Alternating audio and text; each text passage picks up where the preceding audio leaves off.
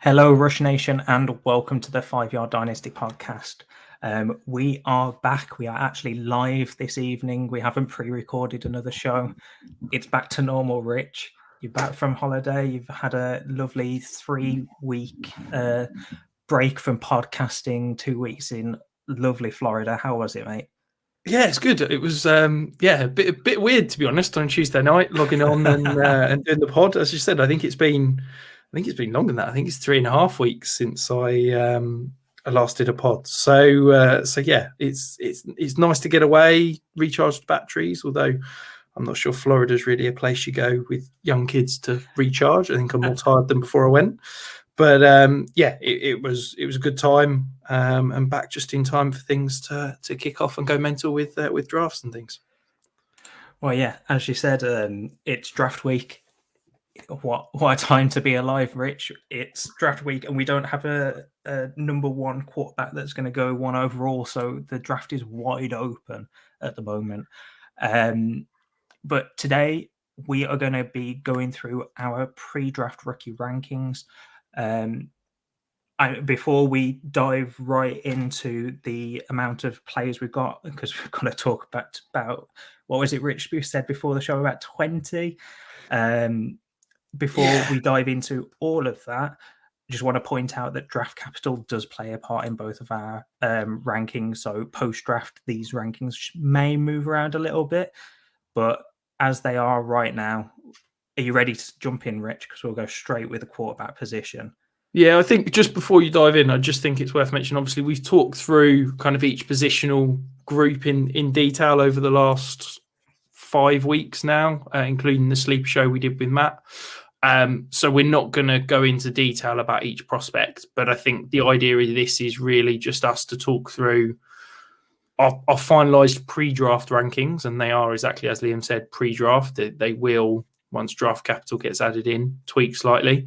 But also I would kind of want to give you guys an idea where they sit in my kind of overall rankings, because I think it's important to give an idea around, I can sit here and say, Kenneth Walker is my RB, whatever, but actually, does that mean anything to you in the grand scheme of things, unless you know how high I am on him compared to other backs and where he sits overall? So yeah, I thought I'd try and give you that hint and try and give you a little bit more context to the rankings rather than just pure rookie rankings as such.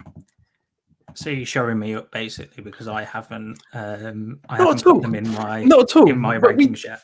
We talked, bring people behind the curtain. We talked about this, and you said that you didn't like doing it until draft capital was finalised, and I completely get that. That was me previously. I didn't like it. I was persuaded by Dave to start doing it, so I've started doing it. So yeah, it's not to show you up at all. It's just, I think, because it shows the strength and weakness of a class, because you can sit here and say that, a person is your QB1, but they could be a QB1, but they're actually QB30 overall, or they could be a QB1 and they could be QB5 overall.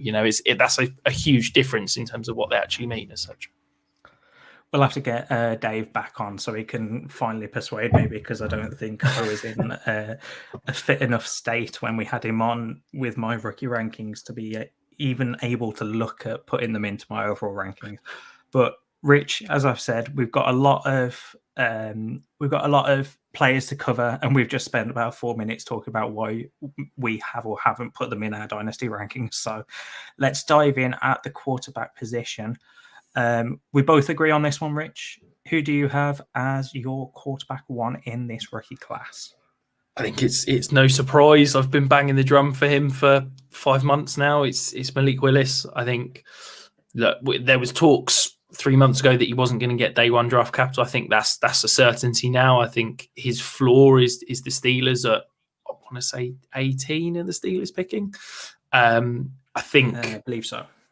I think that the chances of him being a top 10 pick are pretty high. I wouldn't be shocked if he was a top 5 pick, quite frankly. And I think that his mix of elite rushing production, and I don't use that lightly, I think he is going to walk into the NFL as a top 3 rushing quarterback. I think I'd probably put Lamar, maybe Jalen Hurts ahead of him, and then I'd stick him right in there, probably ahead of Kyler Murray. And I think he has got an incredible, in terms of just pure arm talent, he's there. Yes, he's very raw, and I think he's going to take some time to produce, but I think he walks in as an absolute fantasy stud whenever he steps on the field. So just to clarify, Steelers have the 20th pick. I was close. But I think that's the farthest he's going to slip if he does. As you've said, I think he's got the highest upside in this class. And quite frankly, I don't think that he has as low of a floor as some other people may think, especially when compared to some of the other quarterbacks. I'm not going to go into it because I agree with you on basically everything you've said. This is the first disagreement we've got today, and we'll be having quite a couple of those by the looks of it. Rich, at quarterback 2, I have Sam Howell, and I know that you're not a fan of him. So who do you have as your quarterback 2, and why do we disagree? So first of all, it's not that I don't like Sam Howell. I think on the podcast we did with Kenny, I really like Sam Howell, but I can't rank a guy high that I think the NFL don't love. And I think from everything you read, everything you hear, I think he's going to fall into out of the first round. And to me, that means he becomes a 3rd or 4th round rookie pick. I can't spend a top 2 rounds pick on a quarterback that isn't walking in to start and isn't a 1st round pick. So for me, Sam Howell is, he's down as my QB5 because I don't think he's going to get the chance to start straight away. And normally when a quarterback doesn't start straight away, unless they're a 1st round pick, they don't start at all. So I like Sam Howell. I think he's an intriguing prospect. This is a guy that had elite production his first 2 years and then basically became a running back last year and hardly threw the ball at all. But my QB2, I've got Matt Corral.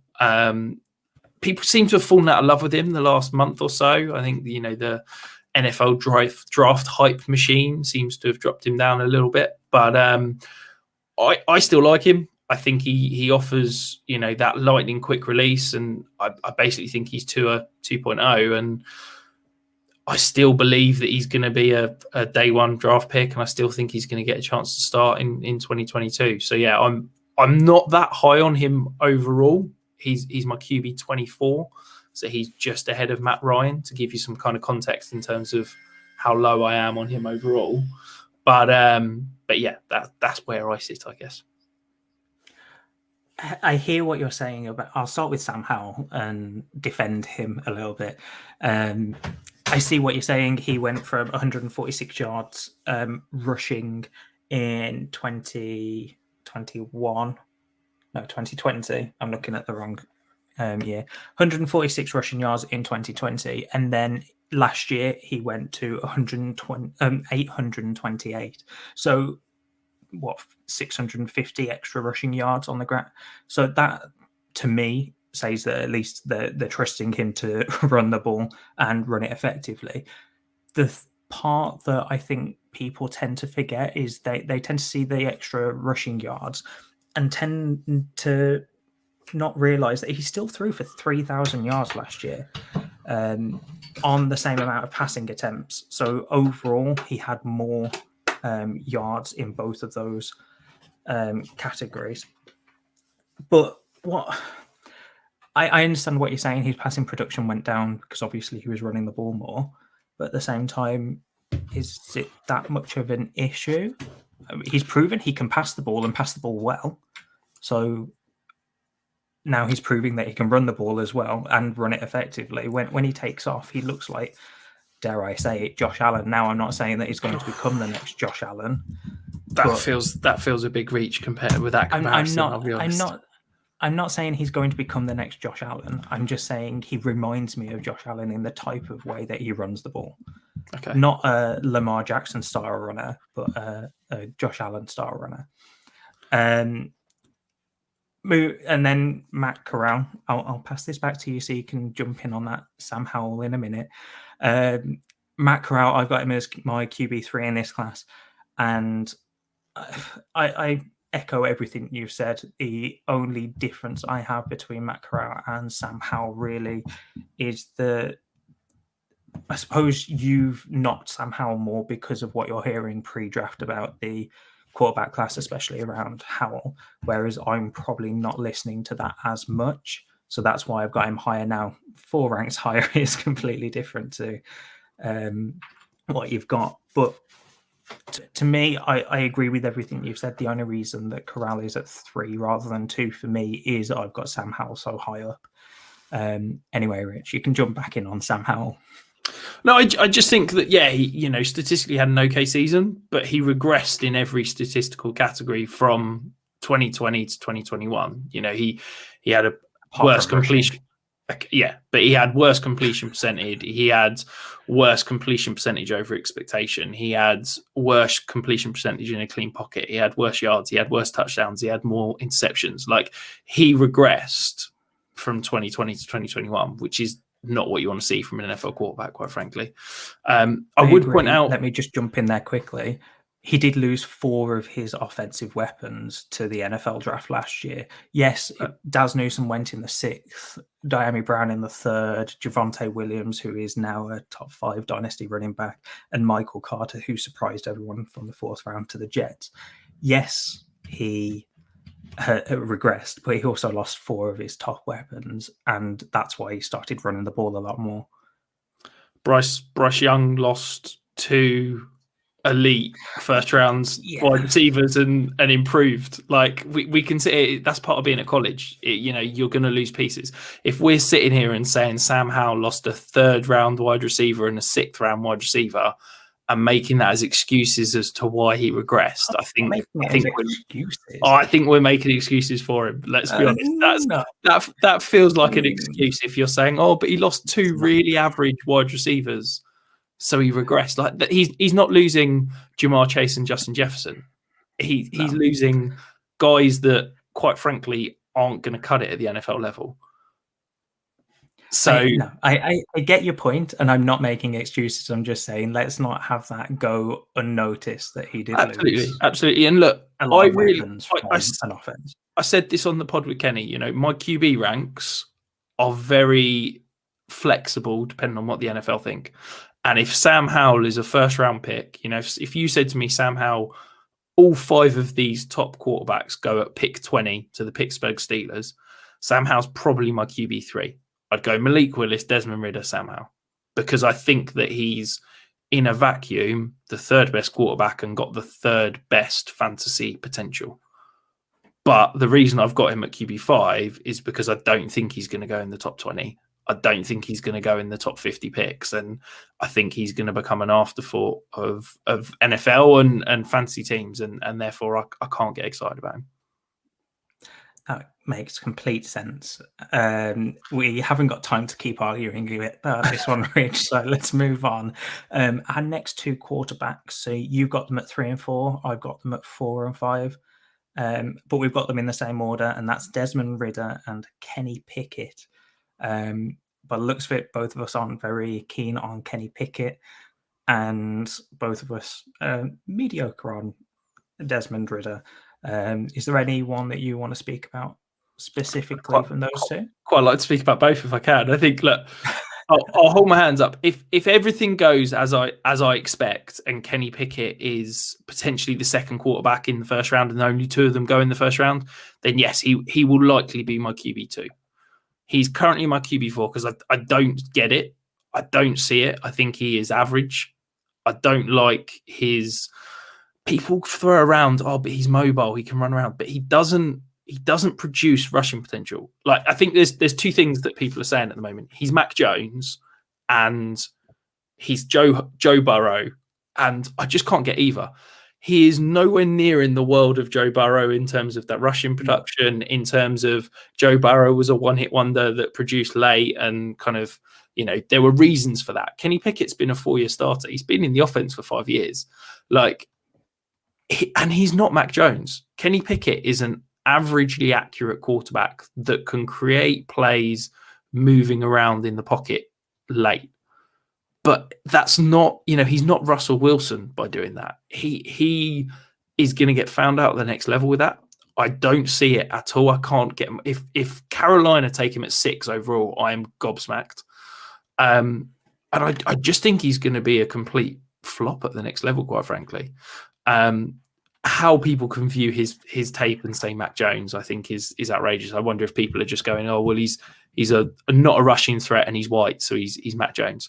But yeah, I don't like Kenny Pickett at all, which is why I've got him ranked quite so low. Desmond Ridder, I love Desmond Ridder. I don't get how you can watch Desmond Ridder's film and not love him. I think he to me, he is everything that everybody says Kenny Pickett is.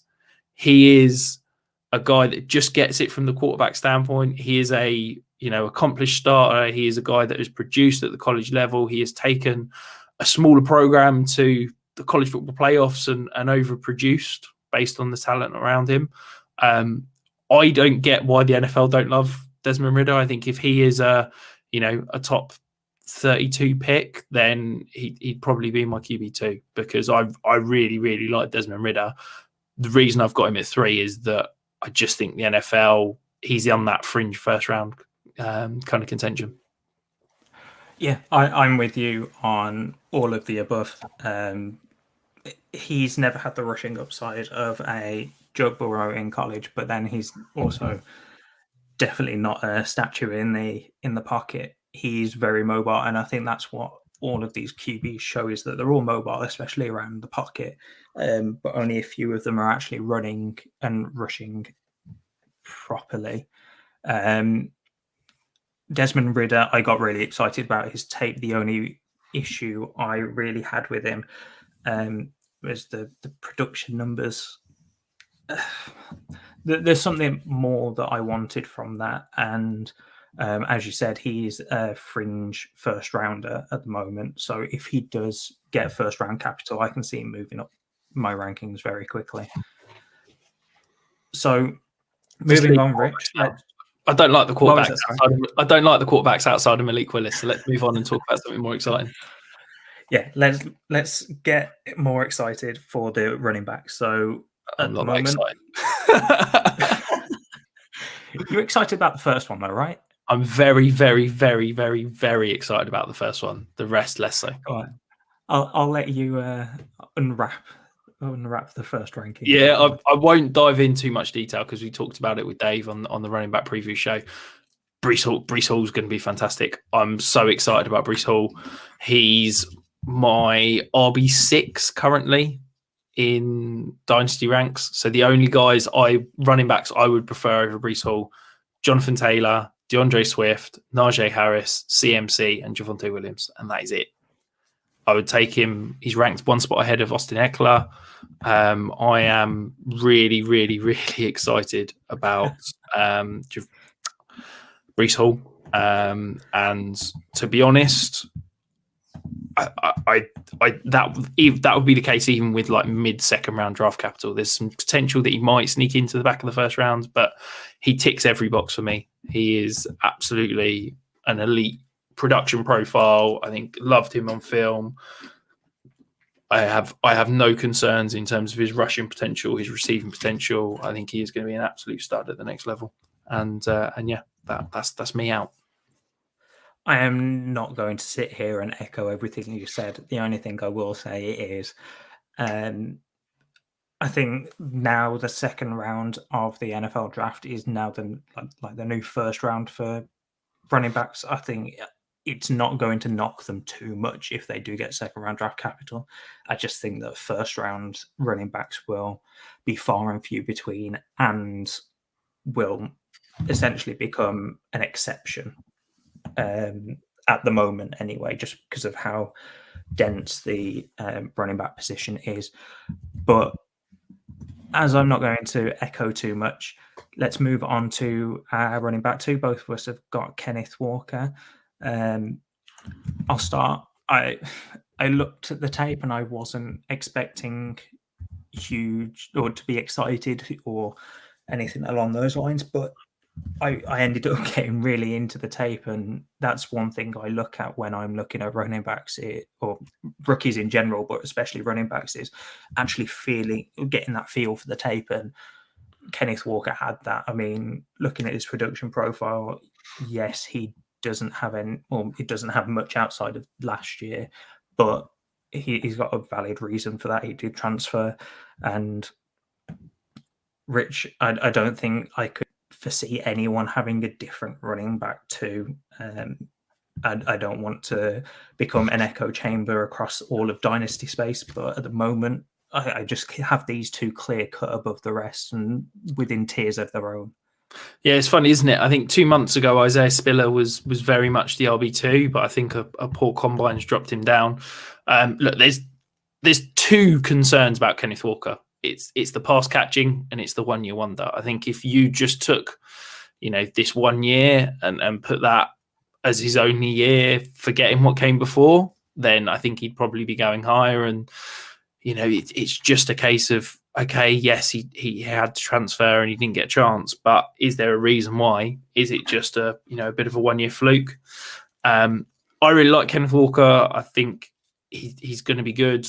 I think the lack of receiving work is probably a scheme thing rather than necessarily him. I think that's probably being a little bit overblown.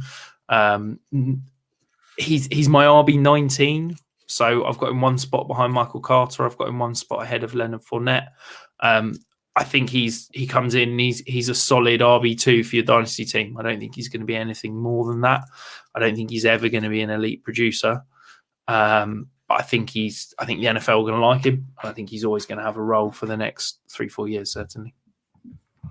Yeah, I'm with you. I'm not going to sit here and echo anymore. The only thing I will say is I do think that the receiving talent is there. As you said, I just think it was a scheme fit that didn't benefit him there. So running back 3, yet again, we agree with someone you mentioned, just Isaiah Spiller. Rich, Isaiah Spiller, I mean, to start off with, when I was watching his tape, I wasn't too excited.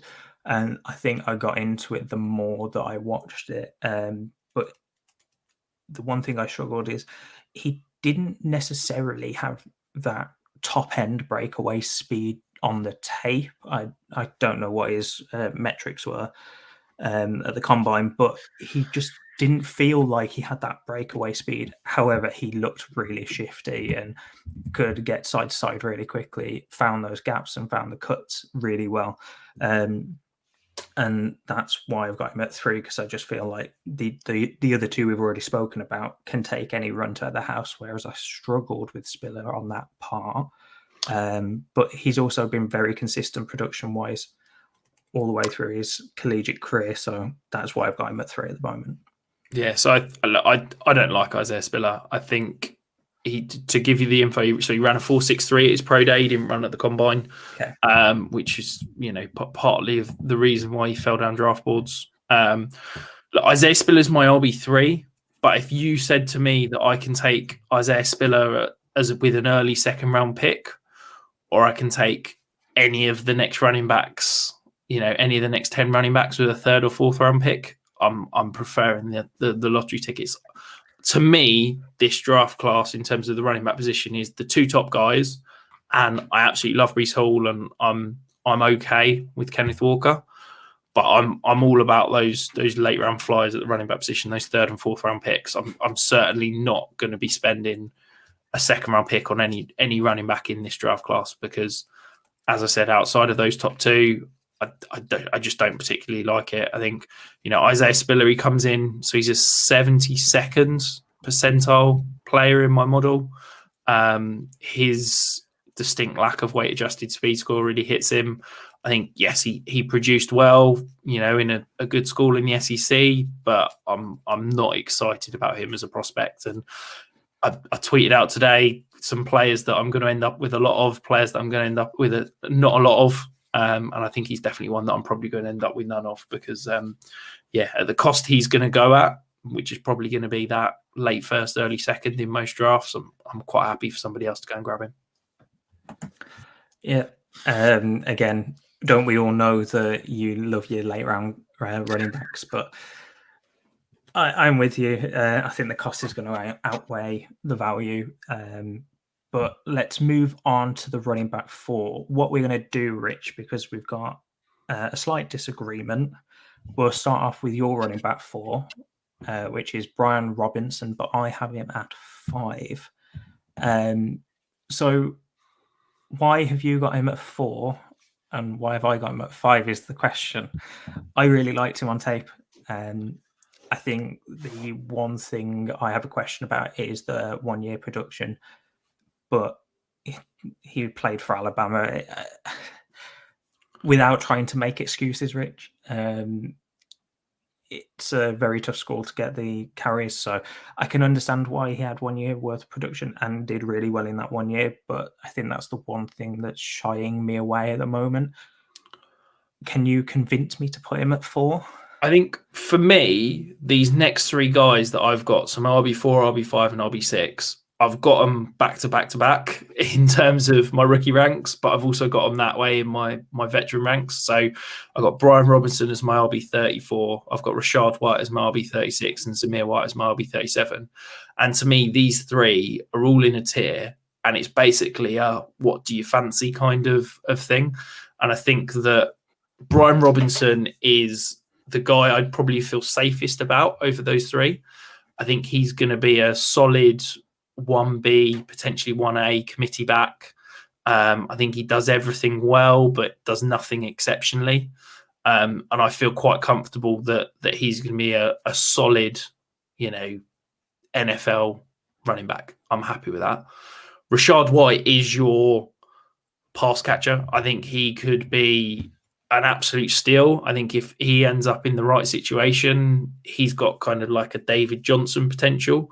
But I think his floor is like a Naeem Hines usage. I hate saying James White because everybody says James White, but I think he is an elite receiving back potential. That's satellite back. And then Zamir White is, his nickname's Zeus for a reason. That I think that he's got, if he didn't have those 2 horrific injuries, we could potentially be talking about him in the Kenneth Walker tier. He's got the elite upside.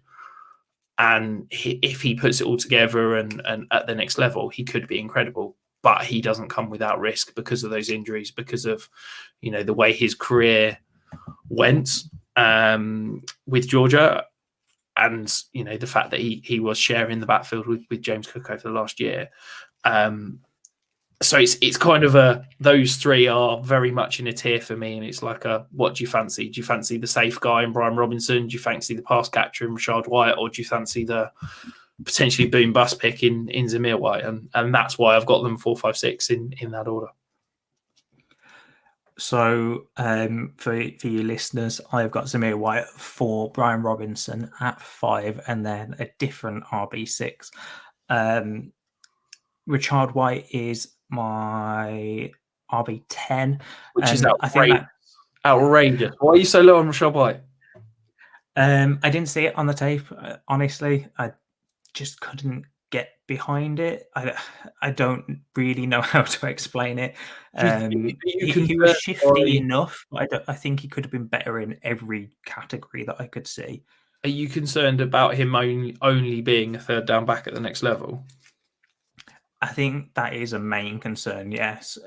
But I think he's probably the one that can change the most with draft capital, because I'm probably predicting him now. Let me check, actually, because I did do predictions.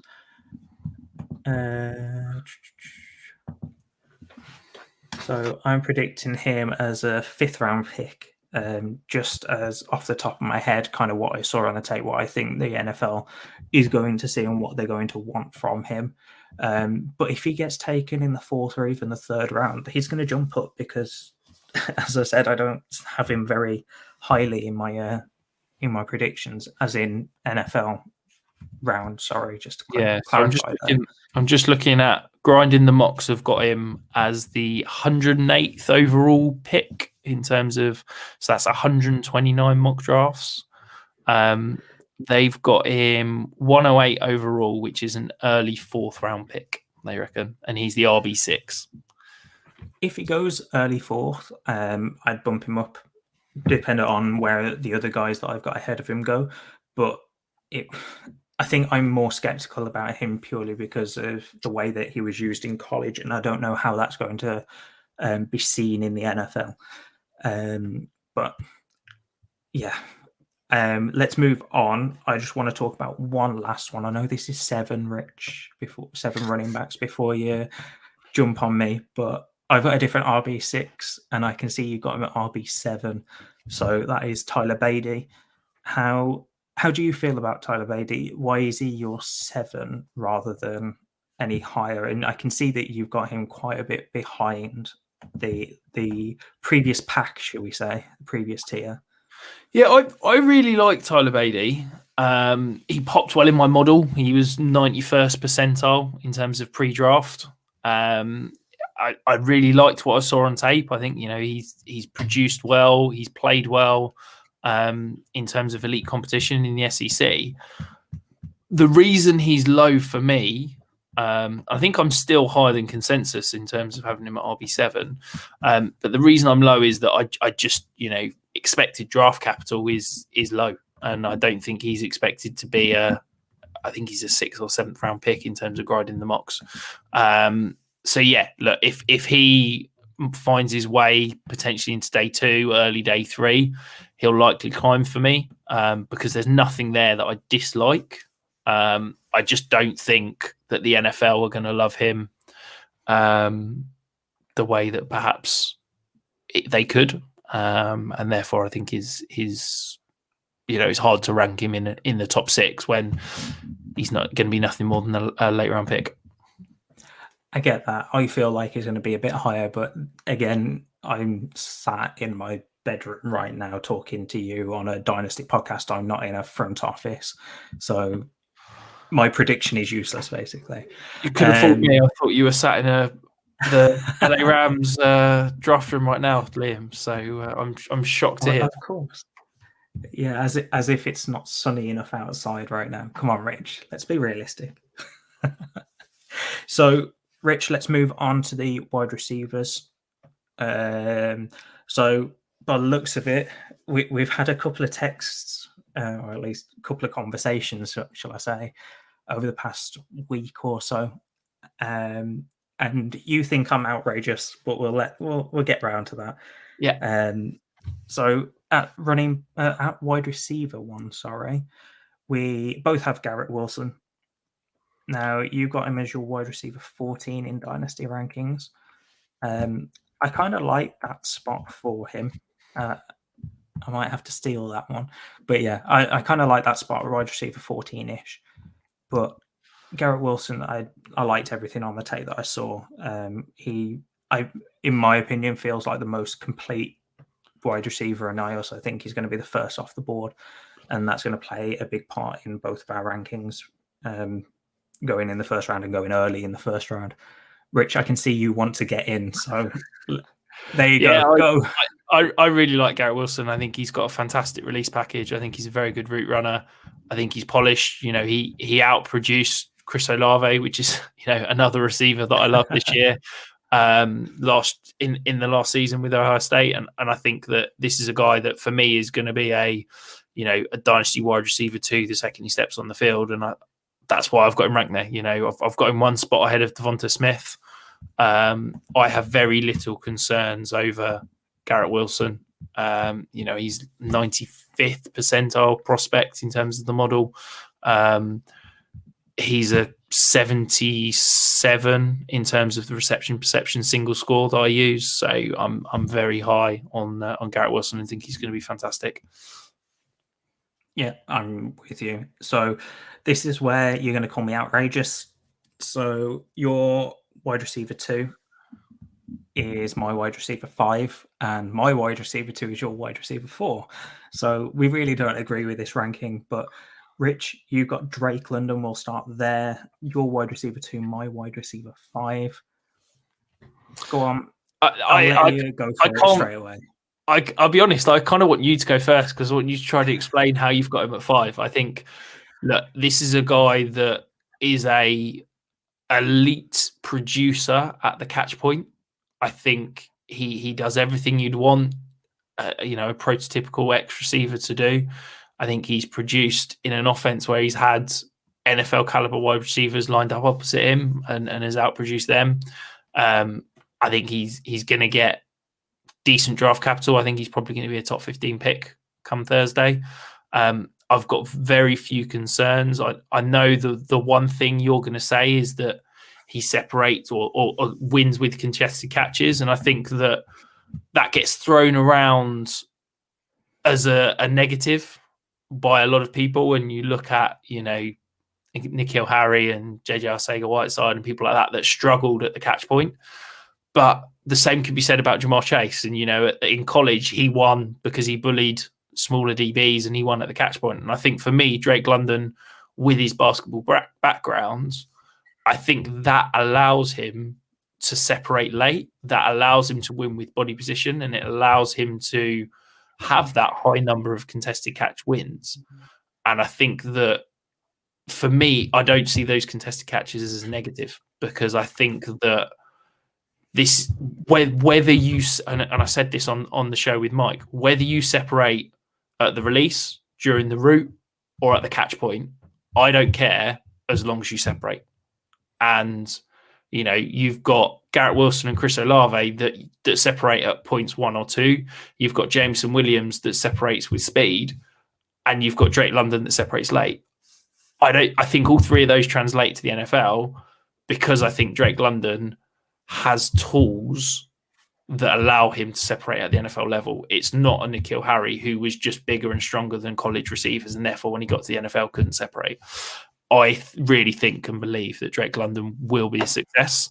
I'm pretty high. Where have I got him? I got him wide receiver 19, so that's one spot behind Elijah Moore. I'm high on this overall wide receiver draft class. I really believe in all of them. But yeah, if I could move Drake London higher, I would, quite frankly. I do like this draft class a lot. Let's just start off with that. And I'll also start off with, it's not the fact, or I don't, how do I word this? I don't like contested catch situations. If someone wins in a contested catch situation, that's always going to be a plus. If they lose in it, that's always going to be a negative, obviously. But I don't put a lot of stock into contested catches, and purely for the reasons that you've said around N'Keal Harry, JJ Arcega-Whiteside, alongside a plethora of other receivers. I like that he wins them, but I don't put as much stock into it as other people do, i.e. you, by the sounds of it. Again, coming to his roots, one thing that I said to you when I told you my rankings, and you basically slandered me on private message about London, was his route running. And again, I'm not saying that I don't like the fact that he separates late in terms of as a negative overall. I think it's a positive. Obviously, he's separating at some point, but my concern is if he's separating late, and as you say, you come to the NFL, the corners are bigger, they're going to be a bit more agile than college corners, or at least most of them. Then what's he going to win with if he doesn't win with that? And that's the part that I am most concerned about. I will say that I see a massive teardrop after Drake London. I have the top 5, and then a huge tier between them and every other wide receiver. So I'm not saying that I don't like London. I just don't like him as much as the other wide receivers, especially when I watch him on tape. Production-wise, he's good. I can't say he's not. He is a top-end producer. I do prefer some other production profiles, but I suppose he's not my type of wide receiver. I prefer speedy guys, yak guys, whereas he kind of feels like, even though he can break tackles because he's so big that he's hard to bring down, I do also believe that isn't going to translate as well as people think to the NFL. And I know that you're ready to drive all the way to my house and attack me for this, but I just don't see him producing wide receiver 2 numbers immediately. I think it'll take him a little bit to get there, just acclimatizing to the NFL. But I'm not ruling it out, and I think that he is one of the top 5 wide receivers in this class. And as I said, there's a huge teardrop after them. It's just, I really struggle with winning late in a route, because if that doesn't work in the next level, which is most likely the part of the route where it's probably not going to work well in the NFL, then what else is he going to win with? The fact he's 6'5" and bigger than every corner in the league. Oh, here we go. Right, Rich, we could sit here. This is another Sam Howell situation. We could sit here and we could argue about this. I mean, if the NFL do take him as the first wide receiver, top 10, then I'll relook at it. But I just struggle with him. Let's move on to your wide receiver 2, so that we can have some more disagreement. Go on then. My wide receiver 2 is Jameson Williams. Your wide receiver 4, Rich. Do you want to go first this time, or are you happy for me to take it? I don't dislike Jameson Williams. Okay, he's my wide receiver. Exactly what I'm saying. He's my wide receiver 25 overall. I think that he's going to be a better NFL wide receiver than a fantasy wide receiver. I think that he, does things from an offensive standpoint that don't translate to fantasy points. And I think, he shifts coverage. He brings that safety over the top just with his speed. I think he's going to be one of these guys, who's the Ravens guy? Torrey Smith, that produced an obscene amount of PI yards every year because he was faster and guys kept grabbing him. And I fully foresee that as Jameson Williams at the next level. I like him, but I just love the 3 guys ahead of him more. For me, there's 3 guys, then a teardrop with Jameson Williams, and then another teardrop to the next guys we're going to talk about. Yeah. See, I'm going to sit here and say that's okay. And you are going to have to understand how to do that for when I talk about Drake London, because that basically sums up what I'm talking about. They're different players, but I just see them as different tiers, that's all. Yeah. Jameson Williams, for me, I understand what you're saying about being a better NFL wide receiver. He's going to stretch the field wherever he's put. Safety is always going to have to account for him running a deep route. But for me, if an NFL team decide to take him and don't always put him on those deep routes just to stretch the field and start using him in yak situations, that's where I start to see the fantasy production coming in, because he stops being more like an expensive MVS and becomes more like a kind of like what Tyreek was prior to last year.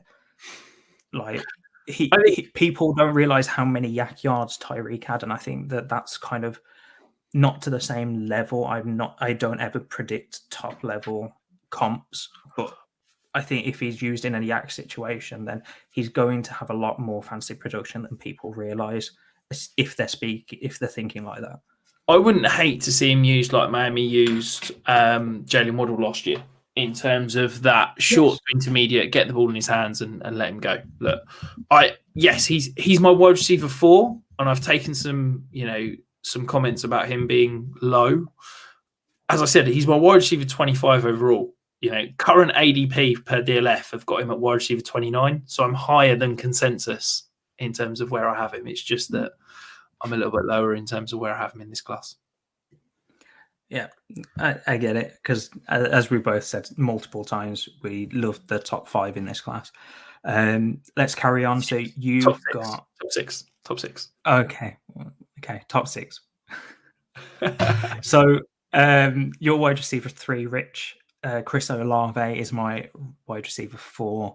As you've said, Garrett Wilson outproduced him, and that is insane considering how well Olave played. When I watched the tape, I absolutely loved Olave. I loved his route running. He doesn't just win with speed. Subtle movements in his route running really throw corners off. And I think that's going to translate well to the NFL. Rich, I'm interested to hear your opinion on Olave, and I know the only reason that we have him any differently is because I've got Jameson Williams higher. I absolutely love Chris Olave. Those top three, so Garrett Wilson, Drake London, Chris Olave, are pretty much interchangeable to me.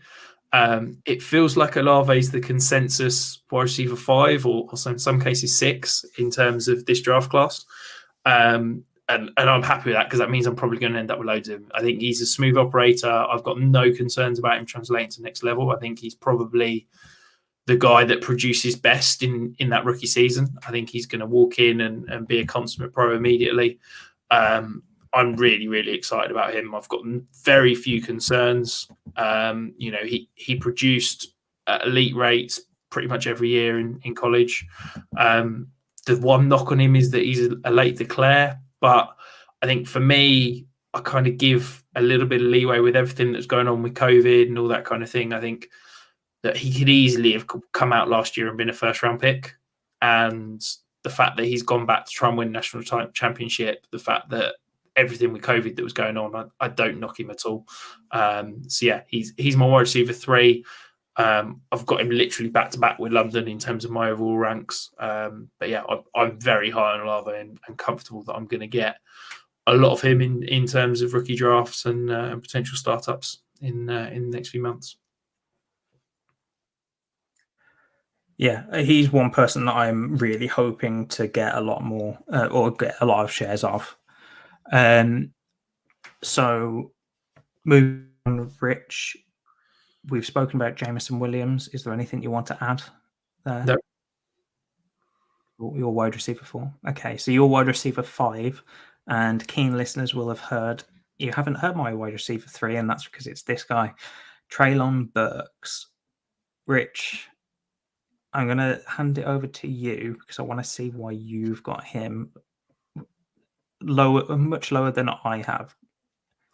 I like Treylon Burks. Okay, let's give that. He's my wide receiver 30. It's not that I dislike him. Okay, but I don't see this super hype that everybody keeps talking to me about. I think he's a raw prospect. I don't think he's the level of athlete that people are pitching him to be. I think he's got, incredible ceiling and potential. But I think whenever there's a guy that's big, that's fast, that's good with the ball in his hands, we overhype them.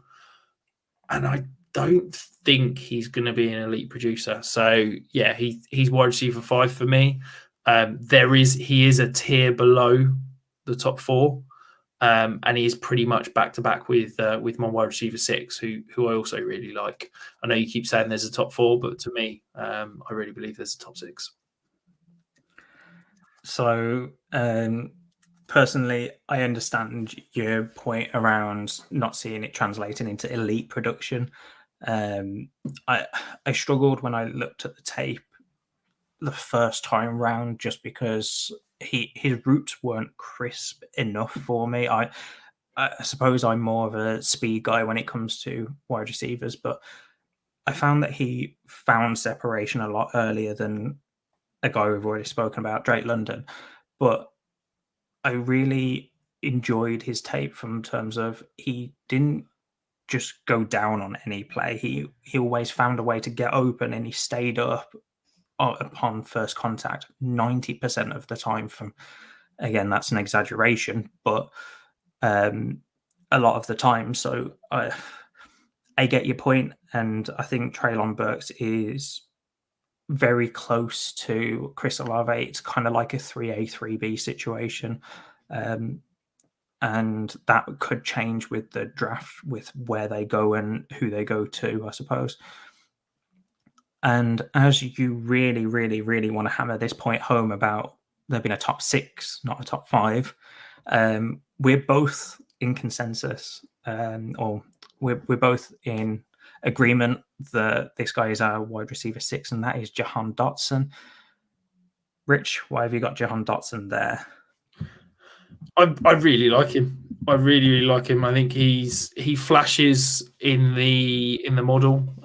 He's a 85th percentile pre-draft. I think he's probably going to sneak into the back end of the first round when it comes to the NFL draft. He's a 74 in the reception perception single number scale, which puts him fifth in the class, so behind Chris Olave, Garrett Wilson, Sky Moore, and Drake London.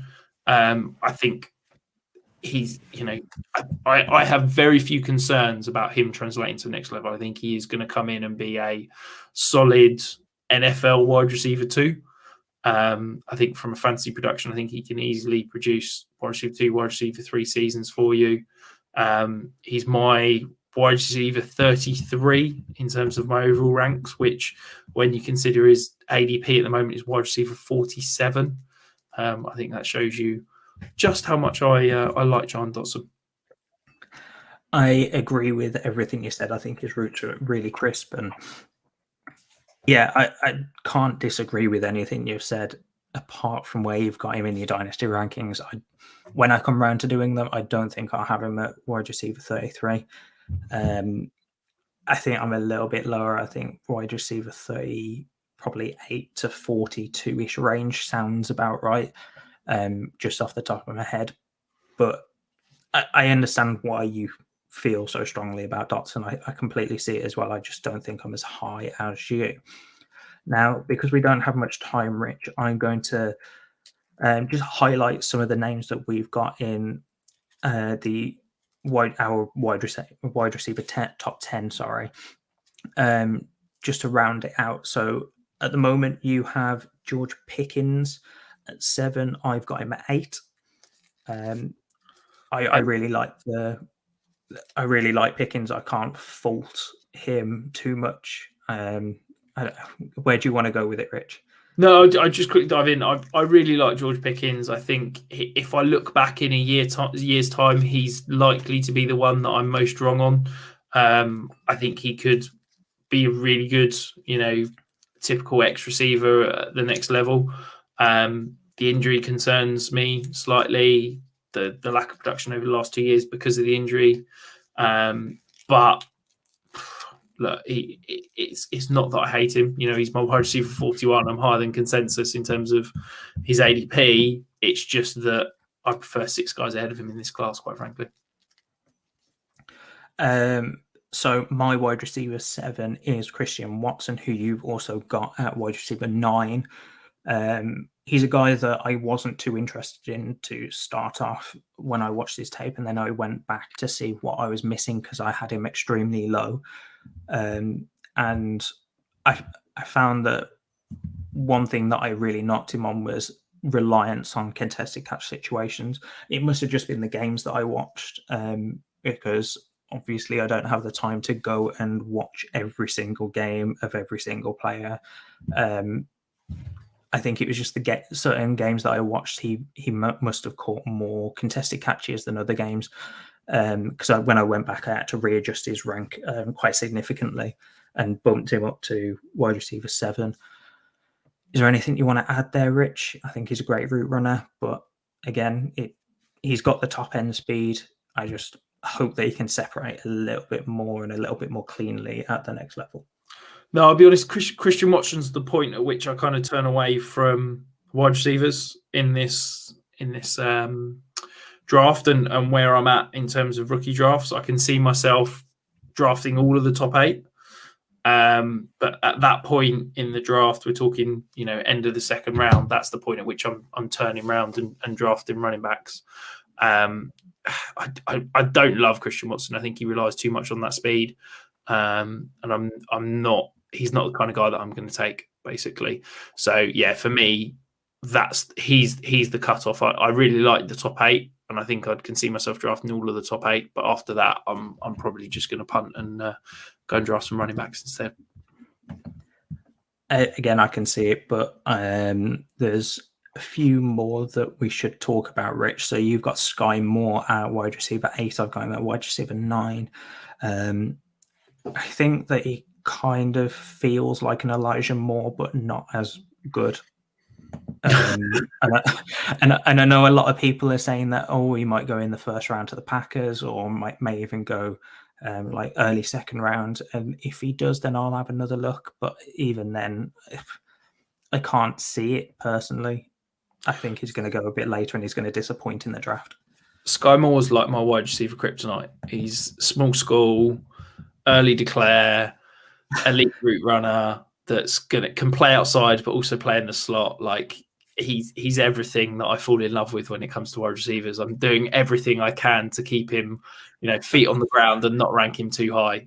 He's, Mahomes got him in reception as the best route runner in this class. He produces his 91st percentile prospect in my model. I really, really like Sky Moore. If he got first round draft capital, he'd probably break into my top 5 or 6. He does everything. The concern is he just going to be a slot receiver at the next level? And I don't think he will be.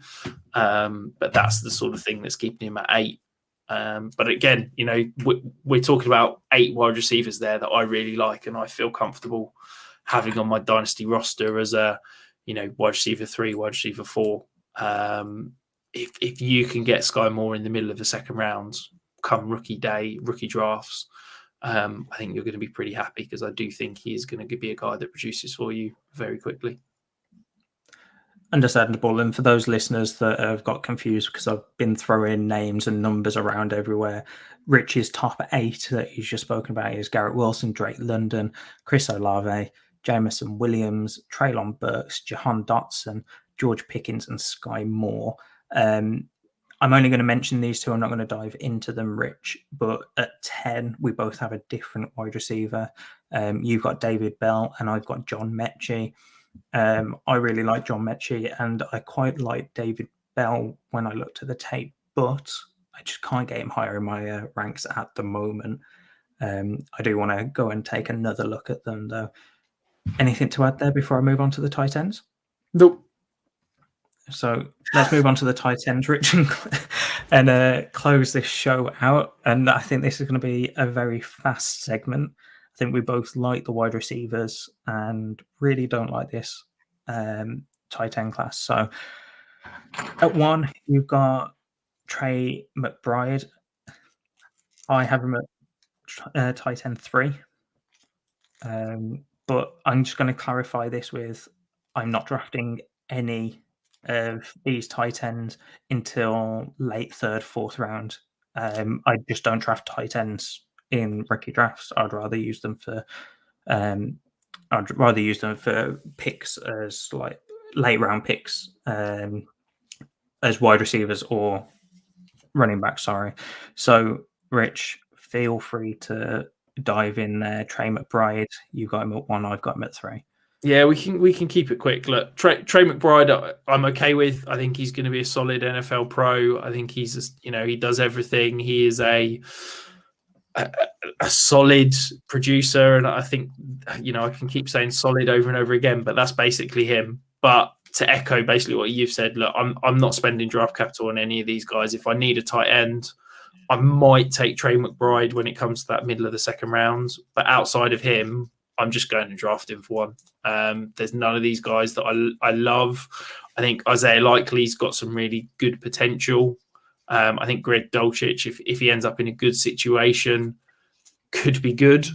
And I think, look, I'll let you talk about Jelani Woods because I know you're overhyping him. But I think that I just don't think he's going to produce in the NFL. I think that body type and the way he plays, I just don't think it's going to translate. But if you want to go and waste some draft capital, then go and draft the rookie tight end. Yeah, I'm with you on the drafting tight end situation. I'd much rather pick them up off waivers. I think they're just disappointing the first year, unless they're a Pitts, and even then he disappointed for the draft capital that people spent on him most likely. Then I just don't bother with tight ends in rookie drafts. So for listeners, your top 4 are the same as my top, or the same names as top 4, but we've got them in a completely different order. So you've got tight end 1 is Trey McBride, tight end 2 is Isaiah Likely, Greg Dulcich at 3, and Jelani Woods at 4. And I've got that basically flipped. I've got Jelani Woods, Greg Dulcich, Trey McBride, and Isaiah Likely. Now, I like Isaiah Likely just because of the type of tight end he is, but I want to see a little bit more from his blocking. But that's, I think, the biggest thing with tight ends is the NFL will draft them completely differently to what we're looking at, because we're looking for fantasy relevant plays, and the NFL have an entire second half of the tight end position, which is blocking, that they need to look at as well. So I think some of these guys will get drafted in the 5th, 6th round, maybe. Kind of like a Brevin Jordan from last year. You know that I was high on him as a tight end sleeper last year, but he didn't go until the 5th or 6th round. I think it was the 5th.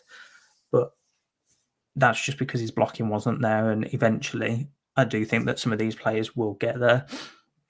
The only reason I wanted to touch on Jelani Woods is, yes, I see what you're saying. He's 6'7", 252 pounds. I get what you're saying. You don't think that it's going to translate to the NFL, but he has the